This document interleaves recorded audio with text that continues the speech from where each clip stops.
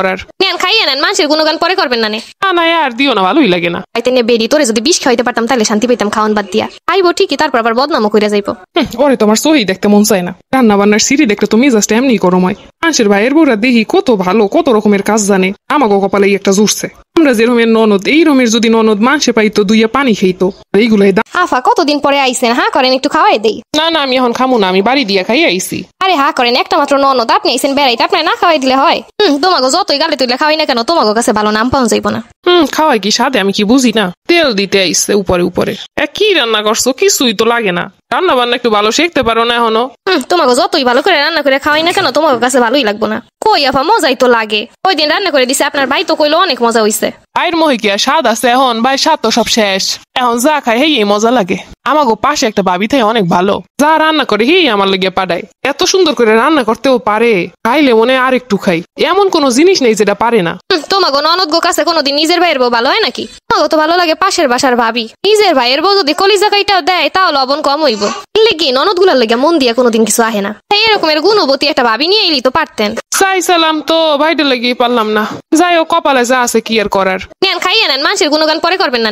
না না আর দিও না, ভালোই লাগে না। আইতে নিয়ে বেরি তোরে যদি বিষ খাইতে পারতাম তাহলে শান্তি পেতাম খাওয়ান বাদ দিয়া। আইবো ঠিকই, তারপর আবার বদনামও কইরা যাইবো। ওরে তোমার সহি দেখতে মন চায় না। রান্না বান্নার সিঁড়ি দেখলে তুমি জাস্ট এমনি গরম হয়। মানুষের ভাইয়ের বউরা দেখি কত ভালো, কত রকমের কাজ জানে। আমাকে কপালে একটা জুড়ছে।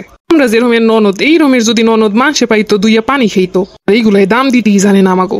কাজ কামের কথা কি আর কমো। সে বউরা দেখি চাকরি বাকরি করে, কাজ কাম করে, কত কি করে। আমাকে ওগুলা ঘরে বইয়া খায় দেয়, শুয়ে থাকে, তারপরও কাম পারে না, ভুল কথা ইচ্ছা করেই করে না। করতে করতে এমন কোনো কাম আছে করণ যায় না। এখন আবার খাওয়াই দিয়ে আলগা পিড়িত দেখাইতেইছে। ওরে আলগা পিড়িতে আমার যায় না।